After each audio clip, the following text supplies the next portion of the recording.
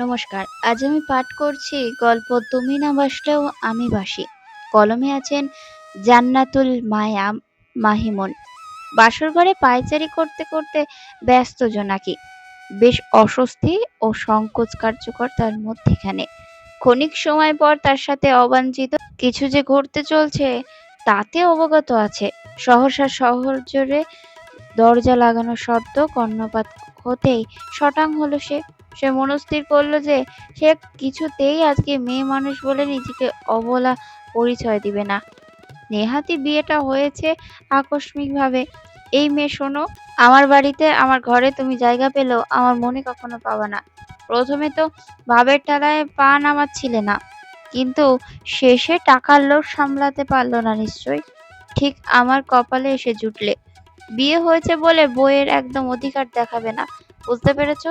সদ্য বিয়ে করা বরের মুখে এমন কথা শুনে শরীরে ক্রোধ যেন তরতর করে ক্রমশ বৃদ্ধি পেল। তারপরেও কিছুটা নিয়ন্ত্রণ রাখার জন্য তার কথাও উপেক্ষা করে চারপাশে চাহনি চঞ্চল করে তাকিয়ে দেখতে লাগলো জোনাকি। বাসর ঘরটা এত সুন্দর করে সাজানো হয়েছে, ভাষায় প্রকাশ করা সম্ভব না। চতুর্দিক গোলাপ আর বেলি ফুলের গন্ধের সমোহনে মৌ মৌ করছে। মনে হচ্ছে আস্ত যেন একটা ফুলের বাগান। রুমটাও বেশ বড়, কিন্তু বেশিরভাগ জায়গা শূন্য। হয়তো এই ব্যাগটা রাক্ষসের বাড়তি জিনিস পছন্দ করে না, যদি উনি ওনার জীবন থেকে তাকে ঠুনকো জিনিস ভেবে সরিয়ে দেয়। জোনাকি মনে মনে ভাবনার বীজ বপন করতেই তার বুক চিরে বেরিয়ে আসলো দীর্ঘ নিঃশ্বাস। এই মেয়ে এসব এখানে ফেলে রেখেছো কেন? চিরপরিচিত পুরুষালী কণ্ঠে জোনাকির ঘোর কাটল। সে ফ্রেশ হয়ে তার বিয়ের গহনা আর বাকি টুকটাক জিনিস ড্রেসিং টেবিলের ওপর তাড়াহুড়ো করে অগোছালোভাবে রেখে দিল। প্রথম দিনই ভাববে সে পরিপাটি নয়, ইজ্জতের একদম ফালুদা হয়ে গেল ভেবেই নিজের মাথার চুল নিজেই ছিঁড়তে মন চাইছে তার। এই মেয়ে, আমি তোমাকে বলছি, তাড়াতাড়ি পরিষ্কার করো, শুনতে পাচ্ছ তুমি? খানিকটা জোরালো কণ্ঠে বলে উঠল সামনে দাঁড়িয়ে থাকা মানবটি। তৎক্ষণাৎ ভুরু কুঁচকে চেতস্বী ভাব ফুটে উঠল জোনাকির মুখশ্রীতে। সেও খানিকটা জোরালো কণ্ঠে বলে উঠল, শুনেছি, ভালো করেই শুনেছি, আমি বয়রা না। এভাবে ষাঁড়ের মতো চেঁচাচ্ছেন কেন? জোনাকির কথা শুনে সেই মানবটি যেন থ হয়ে গেল। হয়তো সে জোনাকির কাছ থেকে এমন আশা করেনি, তাই কিছুটা অপ্রস্তুত দেখাচ্ছে। সে হয়তো ভেবেছিল জোনাকি কান্না মিশ্রিত গলায় বলবে, সরি, আমি এমন আর করব না, এক্ষুনি সরিয়ে নিচ্ছি। জোনাকি তার কাঙ্ক্ষিত মানুষকে চুপ থাকতে দেখে ফিসেল হাসে। মনে মনে আওড়াতে লাগে, হ্যাঁ, এই অসহ্যকর ব্যাটা তো জানে না জোনাকি কি জিনিস। What do you mean by what do you mean by sir? আমাকে দেখে কি তোমার সার মনে হচ্ছে? বলতে বলতে তার দিকে এগিয়ে আসতে থাকা চোখ মুখ শক্ত করে কথিত মানবটিকে দৃষ্টিগোচর হতেই জোনাকি পিছাতে লাগলো। পিছাতে পিছাতে সে একসময় বিছানার সাথে ঠেকে যায়। ক্রোধিত মানবটির মধ্যিখানে কোনো ভাবান্তর পরিলক্ষিত হচ্ছে না। এক হাত দিয়ে আর এক হাত অনবরত কসলাতে থাকে জোনাকি। তার চাহনি মেঝেতে স্থির, উত্তেজনার বশে হৃৎপিণ্ড দ্রুত বেড়ে ওঠানামা করছে। এখনো সেই মানবটি তার দিকে ধেয়ে আসছে যে।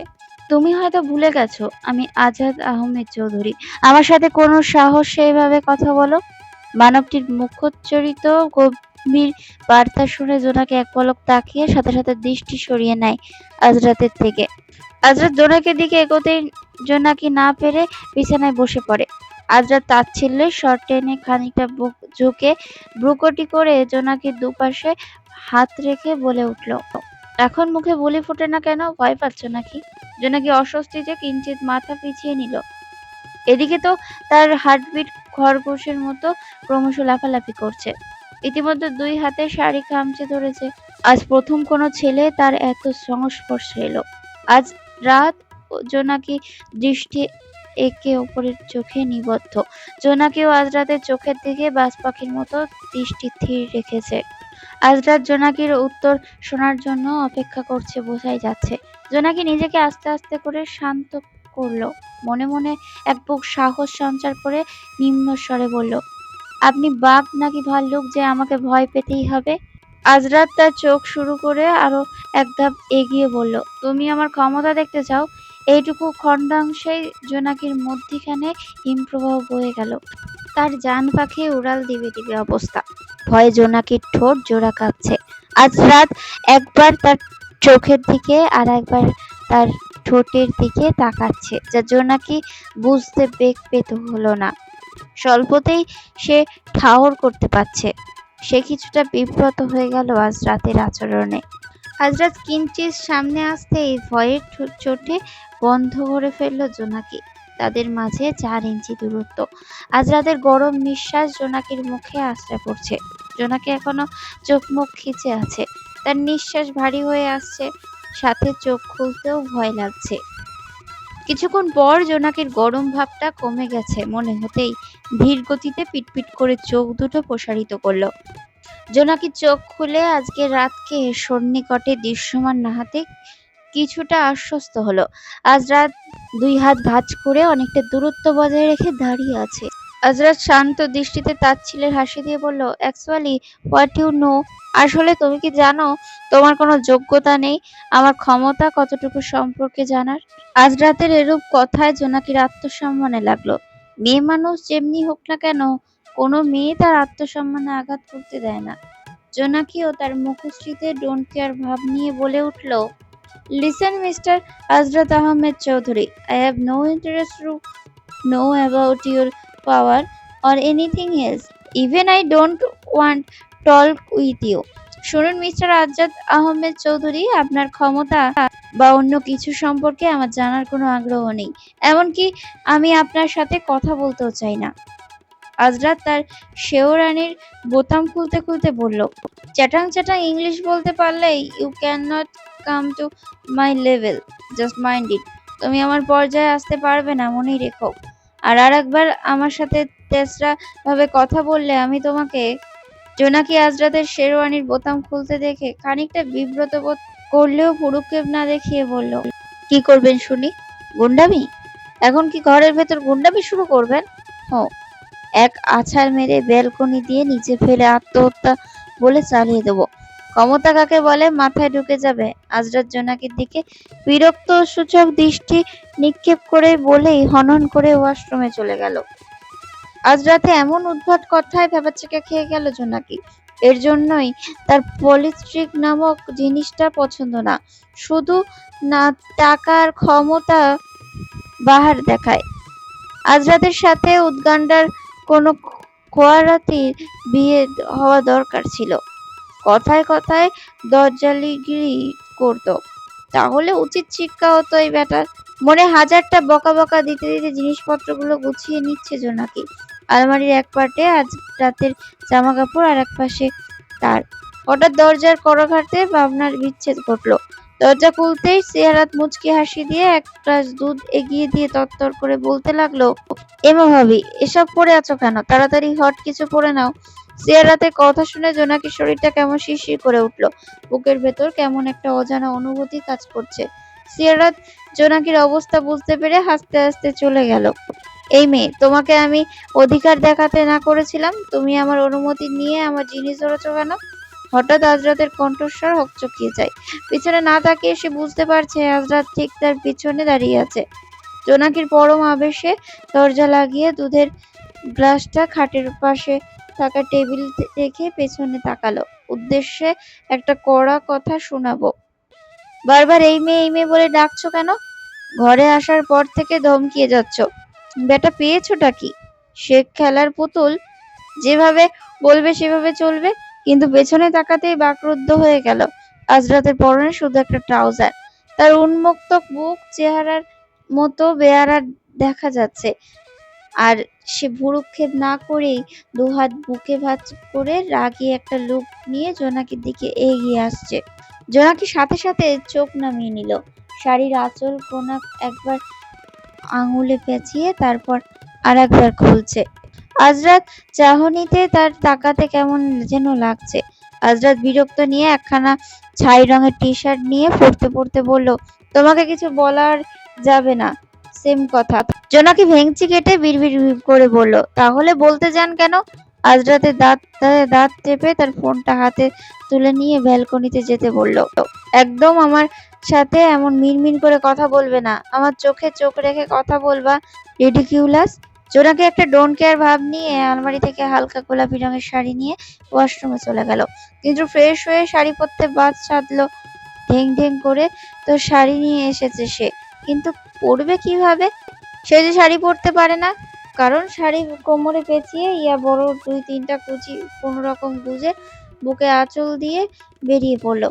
রুমে এসে জোনাকি দেখলো লাইট অফ করে দিয়েছে। আজ রাত বিছানায় আছোয়া হয়ে আছে। তা মরিচাবাতির নিভু নিভু আলোয় দেখতে বোধগম্য হলো না জোনাকির। জোনাকি তো দোটানায় পড়ে গেল। এখন কি তার করা উচিত? আজ রাতের পাশে শোয়া উচিত, নাকি মাটিতে শুয়ে পড়বে, নাকি তার বলের পর্যবেক্ষণ করবে টিভি সিরিয়ালের মতো? বলবে না তো, যাও সোফায় গিয়ে ঘুমাও। শালার সোফায় তো নেই রুমে, তাহলে কি ব্যালকনিতে গিয়ে শুতে বলবে? জোনাকির ভাবনা সুতো কেটে দিল আজ রাতের তাচ্ছিল্য কণ্ঠ। তোমাকে আমি কোলে করে আনবো সেটা এক্সপেক্ট করছো?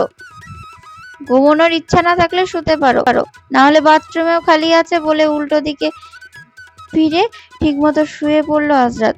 সারাদিনের ক্লান্ত শরীর জোনাকি, তাই আজ রাতের সাথে কথা না বাড়িয়ে আস্তে আস্তে সেও তার পাশে শুয়ে পড়লো। কিছুক্ষণ সময় অতিবাহিত হওয়ার পর আজরাত ভরাট গলায় বলে উঠলো, এই মেয়ে, যদি আর একবার চুরির ঝিরঝিরানি শব্দ পাই তাহলে এক ধাক্কায় বিছানা থেকে ফেলে দিব কিন্তু। জোনাকি বেঞ্চে কেটে হাই তুলতে তুলতে বলল, দেখুন, আর একবার যদি কোনো রকম হুমকি দিয়েছেন তাহলে আমি চিৎকার করে কান্নাকাটি করব, আর সবাইকে বলে দেবো আপনি আমাকে অনেক মেরেছেন। আজরাত বিরক্তি কণ্ঠে বলল, তোমার মতো মেয়ের কাছে এটাই এক্সপার্ট করার ছিল। যা ইচ্ছে করো, কিন্তু তুমি আমার ডিস্টার্ব করো না ঘুমে, তাহলে খবর আছে। জোনাকির যে কথাটা হজম হলো না। সে খানিক সময় কিছুটা একটা ভাবলো। কিছুক্ষণ বাদে তার মুখশ্রীতে শয়তানি হাসি ফুটে উঠল। বাঁকা হাসি দিয়ে বলে উঠল, না করছিলাম আমাকে হুমকি দিতে, এবার দেখুন। বলে শোয়া থেকে উঠে গেলে শাড়ির সাথে পেঁচিয়ে বিছানা থেকে পড়ে যায় জোনাকি। মাথায় ব্যথা না পেলেও কোমরে বেশ ব্যথা পায়। আর ওইদিকে জোনাকি বড় সাহেব তথা আজরাতের খুশি দেখে কে এসে একদম কুটি কুটি। আজরাতের হাসির শব্দে জোনাকির গা জ্বলে যাচ্ছে। জোনাকি একটা রাগী ভাব নিয়ে আজরাতের দিকে তাকায়। আচ্ছা করে দিব এখন, কিন্তু পরক্ষণে জোনাকি আজরাতের হাসি মাখানো চেহারা দেখে সব যেন স্তব্ধ হয়ে গেল।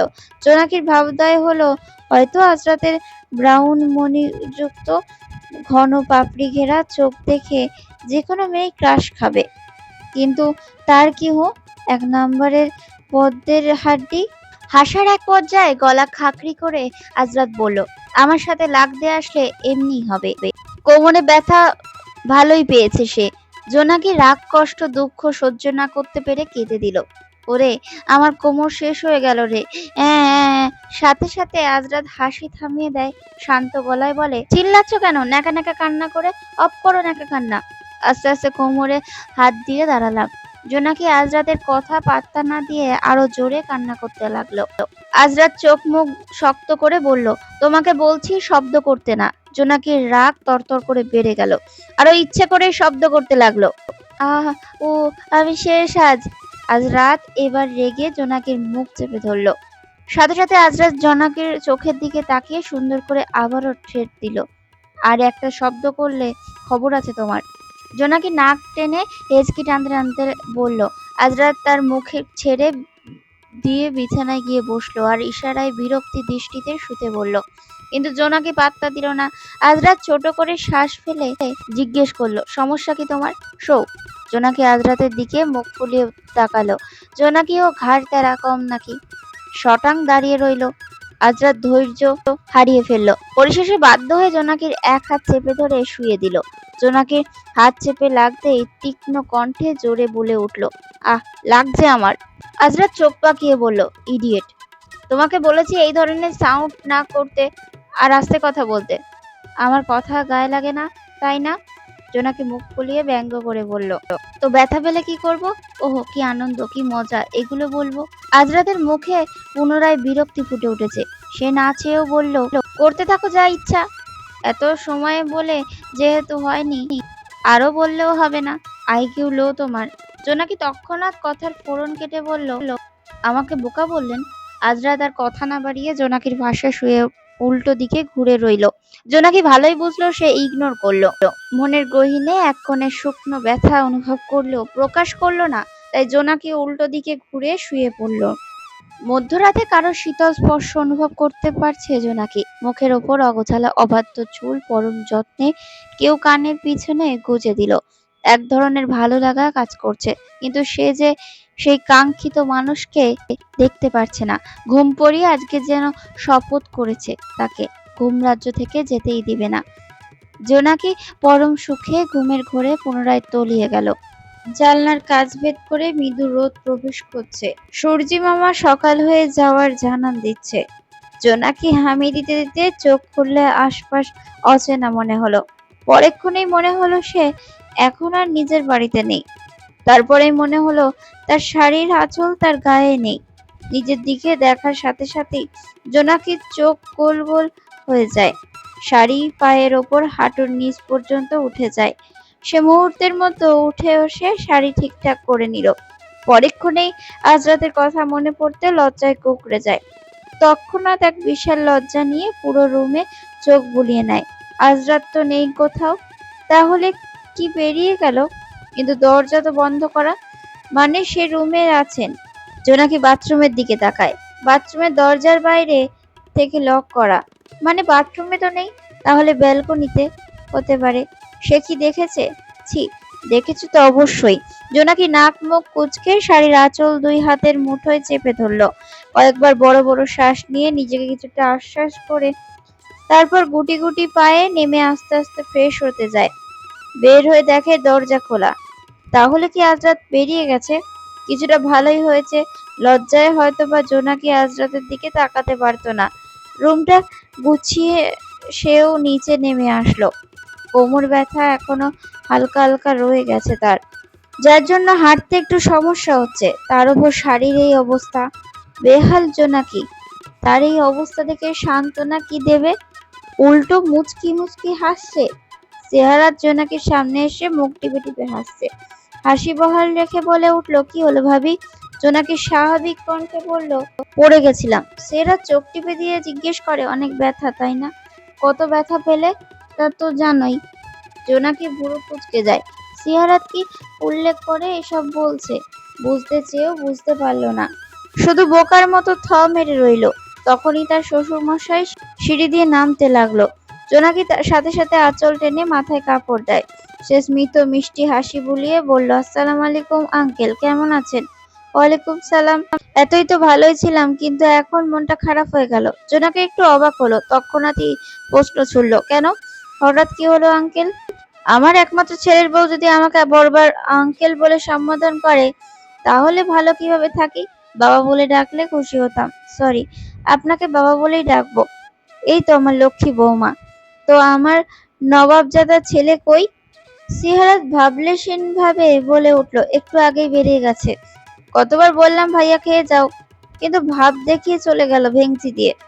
কিছুটা রেগেও ছিল, তাই বেশি জোরাজুরি করিনি, তাই আর কি। কারণ তোমার ছেলে বোমের মতো, কখন বিস্ফোরিত হয় বলা মুশকিল। আনাফ সাহেব কিছুটা বিরক্ত হয়। উফ, এই ছেলেকে নিয়ে আর পারা যায় না আমার। রাগ যেন একদম নাকের ডগায় থাকে। কবে যে একটু ঘরের দিকে মন দিবে। আফসোসের স্বরে, জোনাকি মা, তুমি মন খারাপ করো না। আমার ছেলে একটু এমনি, ওর মাথায় কি চলে সেটা আল্লাহ মাহবুব ছাড়া কেউ জানে না। আমি জানি তুমি পারবে আমার ছেলেকে শাসন করে রাখতে। জোনাকি সৌজন্যে হাসি দেয়, তারপর বলে উঠল, আমার ওপর ভরসা রাখুন। আপনার ছেলে যদি বোম হয় তাহলে আমি বারুদ। আমি ওকে সোজা করেই ছাড়বো। যদি না পারি তবে আমার নাম পাল্টে ছাকিনা রাখবো। জোনাকির কথা শুনে দুজনেই হেসে দিল। তারপর আনাব সাহেব জোনাকির মাথায় হাত রেখে বলল, এই বিশ্বাস আমার আছে, দোয়া করি সুখী হও।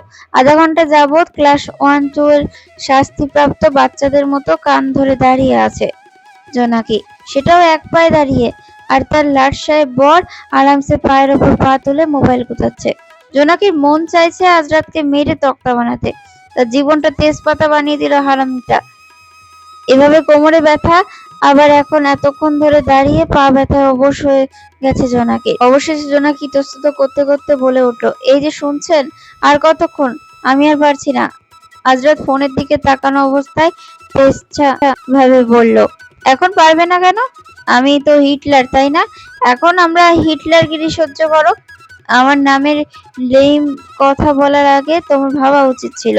জোনাকি বিড়বিড়িয়ে বলে, আমি আমার বান্ধবীকে বলেছি। আপনার কি হো?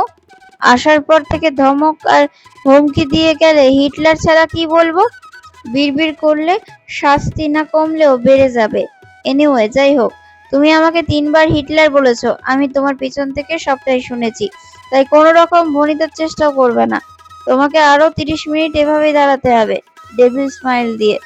এবার তো যেন জোনাকির রাগে মাথা চটে গেল। মামার বাড়ির আবদার নাকি ইচ্ছা বলবে, আর সেও সভ্য মেয়ের মতো মেনে নিবে। তার নামও জোনাকি। আজকে এই স্পার তো ও স্পার করেই ছাড়বে, না হলে মাথায় চড়ে বসবে। মগের মূল্য পেয়েছেন নাকি? যা বলবেন আমি কেন শুনবো? মাত্র 3বার বলেছি, এখন থেকে 1000বার বলবো। আপনি আসলে একটা হিটলার। কি করতে পারেন করেন, আমিও দেখি বলে শাড়ির আঁচল টেনে কোমরে গুজলো জোনাকি।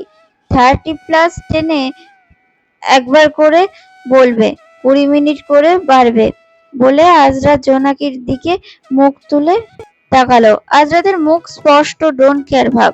জোনাকি কিছুক্ষণ চুপ থেকে কিছু একটা ভেবে মুখ ফুটে তার ছেলের হাসি দিল। আপনি কোন অধিকারে এসব বলেন? আমি কোনো আপনার কথা মানব না। আপনি কি আমাকে স্ত্রী হিসেবে মানেন? তোমার দেখি আমার সাথে কোমর বেঁধে পায়ে ঝগড়া করার ধান্দা, এটা কি তোমার পক্ষে মঙ্গলজনক হবে আদেও? বলে আজরাত আস্তে আস্তে তার দিকে এগিয়ে আসতে লাগলো। সেটা আপনার দেখতে হবে না। জোনাকি তেজের সাথে এক ধাপ এগিয়ে না যেতেই শাড়ির কুচিতে পা লেগে পড়ে যেতে লাগলো। সে ভয়ে চোখ বন্ধ করে ফেলে, এই বুঝি একবারের জন্য কোমরটা শেষ। কিন্তু জোনাকি অনুভব করলো কোমরে ব্যথা না পেয়ে নাকটা যেন মনে হলো আলু ভর্তা হয়ে গেল। এক পায়ে দাঁড়ানোর জন্য শাড়ির এমন বেহাল অবস্থা হয়েছিল তার। সে তার মরা শাড়ির ঠিক করতে করতে চোখ খুলল। জোনাকি তার হিটলারের ব্যাটার বুকের সাথে ধাক্কা খেয়েছেন। শুকনো একটা ঢোক গিলল।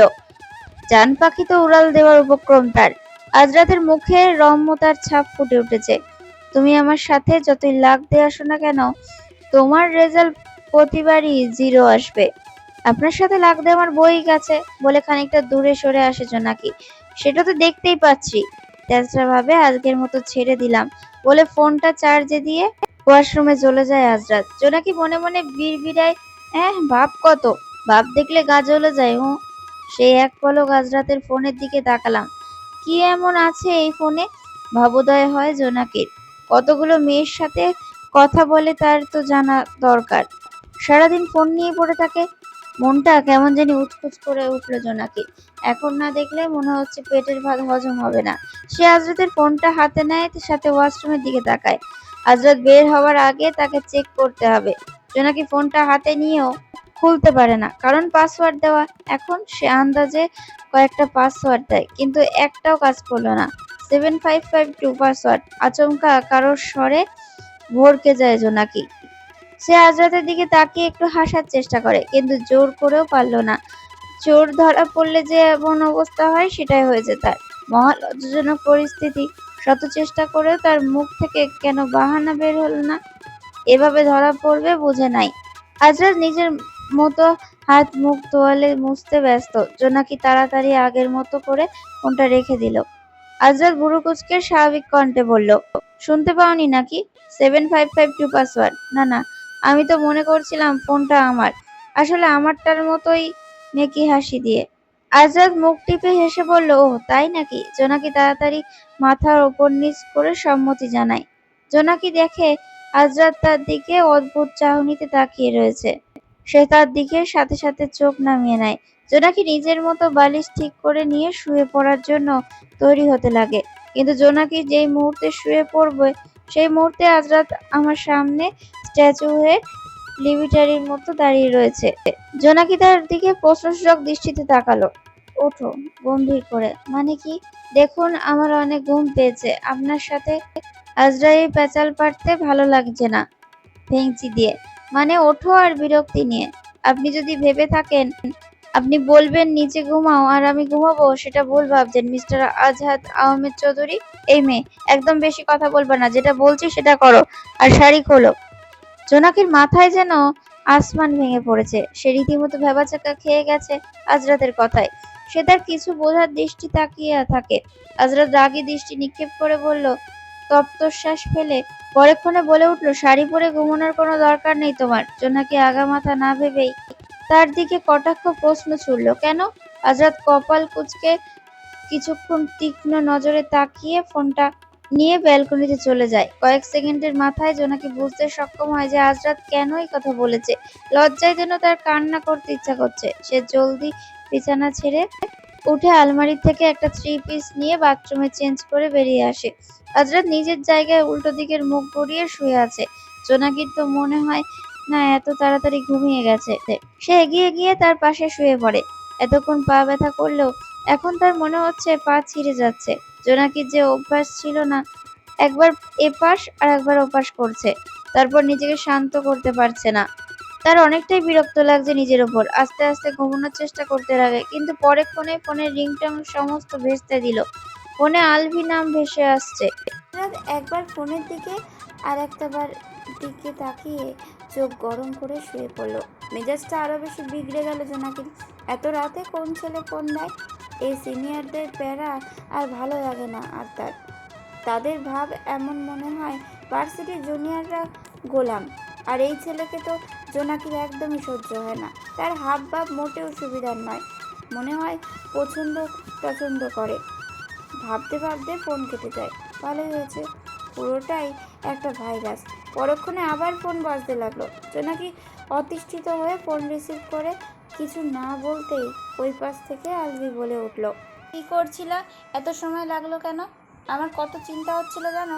ওপার প্রান্তে জোনাকি চুপচাপ স্তব্ধ দর্শকের মতো শুনছে। তার জন্য চিন্তা? এসব শুনলে সেলিব্রিটি ছাড়া কিছু মনে হয় না নিজেকে জোনাকির। যাই হোক, শোনো, সামনে কলেজে অনুষ্ঠান আছে, এবারে তুমি আর আমি পরিচালনা করব। কি চুপ কেন বলো? আমি কাল ফোন দিব, আল্লাহ হাফেজ বলে জোনাকি ফোন কেটে দেয়। পর মুহূর্তেই এই লোক সত্যি একটা অসহ্য। আবার বেহায়ের মতো ফোন দিয়েছে। কথা শেষ না হতে কেটে গেল। আচ্ছা শোনো জোনাকি, তুমি নীল রঙের শাড়ি পরবা আর আমি হলুদ পাঞ্জাবি, কেমন? দেখুন আমি পরবো না, আমি অলরেডি নাম দিয়ে দিয়েছি। অনেক মজা হবে, মজা করে দেখো। জোনাকি প্রত্যুত্তর আর কিছু বলার আগে আজরাত এক টান দিয়ে আমার ফোন কেড়ে নিয়ে যায়। এত সে কিছুটা হকচকিয়ে গেলাম। আজরাত কলটা কেটে দিয়ে ফোনটা রেখে দিল। জোনাকি হা হয়ে রয়ে যায়। জোনাকি অবাক কণ্ঠে জিজ্ঞেস করে, আপনি এটা কি করলেন? আজরাত দাঁত কিরমিরিয়ে বলল, কেন? কথা বলা হয়নি? কখন থেকে বকবক করে আমার মাথা ব্যথা বানিয়ে দিয়েছ? জোনাকি থমকে যায়। এতটুকু কথা বলায় তাতেই আজরাতের মাথা ব্যথা হয়ে গেল। সে ফ্যাল ফ্যাল করে তাকিয়ে রয়েছে তার দিকে, তারপর ঘুমানোর জন্য মনোযোগ দেয়। কিছুতেই বুঝতে পারছে না জোনাকি আজরাতের সমস্যা কি। তখনই আবার জোনাকির ফোন বেজে উঠলো। এবার আজরাত নিজেই ফোনটা সুইচ অফ করে দিল।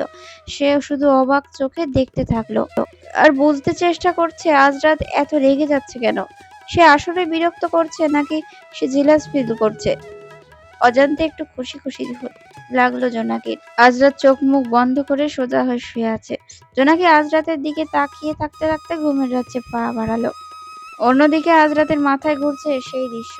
একটা মেয়ে ছাদ থেকে নিচের দিকে ঝুঁকে আছে, কিছু একটা দেখার চেষ্টা করছে। লালচে আঁকাবাঁকা খোলা কোমর পর্যন্ত চুল ঝুঁকে থাকায় আর খোলা চুলগুলো থাকায় মুখমণ্ডল দেখা যাচ্ছে না। পিঠের কাছে চুলগুলো ভাগ হয়ে এক ভাগ নিচের দিকে হেলে পড়েছে, আর একটা ভাগ পিঠের ওপর রয়েছে। হালকা আকাশি রঙের ড্রেস পরা সে, এক হাত দেখা যাচ্ছে, ফর্সা হাতে মেহেদি দেওয়া, কিন্তু মেয়েটা ফিরে তাকাচ্ছে না, যার জন্য মুখও দেখা যাচ্ছে না। মেয়েটার পায়ের সাদা ঝিকমিক করা নূপুর পায়ের তালে তালে বাজছে। আজরাত যেন সেই মেয়ের নূপুরের তালে তালে ঘুমিয়ে গেল। আজকের গল্পের পর্ব আমি এখানেই শেষ করছি। ফিরে আসবো পরের পর্বে। যদি পর্বটা ভালো লেগে থাকে অবশ্যই আমাকে কমেন্ট করে জানাবেন আপনাদের কেমন লেগেছে। আর যদি না ভালো লাগে তাহলেও কমেন্ট করে জানাবেন। একটু সমস্যার কারণে হয়তো গল্প বলাতে একটু প্রবলেম হতে পারে, বেশি বড় ভিডিও দিতে পারছি না। তো সবাই ক্ষমার দৃষ্টিতে দেখে আমাকে ক্ষমা করে দেবেন যদি কোনো ভুল ত্রুটি থাকে। সকলের ভালোবাসাটুকু পেয়ে আমি অনেক অনেক খুশি। আপনাদের ভালোবাসায় আমি এই চ্যানেলটাকে মনিটাইজও করেছি। সবাইকে অনেক অনেক ধন্যবাদ আমাকে এতটা ভালোবেসে এগিয়ে নিয়ে যাওয়ার জন্য। আমার প্রিয় বন্ধুরা, সবাই তোমরা ভালো থেকো, সুস্থ থেকো, এটাই কামনা করি সব সময়। আর তোমাদের কিরকম টাইপের ভিডিও পছন্দ, কিরকম টাইপের গল্প পছন্দ অবশ্যই আমাকে কমেন্টের মাধ্যমে জানিও। আমি অবশ্যই তোমাদের মনের মতো গল্প আনার চেষ্টা করব। রোমান্টিক না স্যাড গল্প না ভৌতিক গল্প কিরকম পছন্দ অবশ্যই সবাই কমেন্ট করে জানিও। সবার জন্য অনেক অনেক ভালোবাসা। আজকে এই গল্পের পর্বটা এখানেই শেষ করছি। ফিরে আসবো পরের পর্বে। সকলকে অসংখ্য ধন্যবাদ সম্পূর্ণ গল্পটি শোনার জন্যে।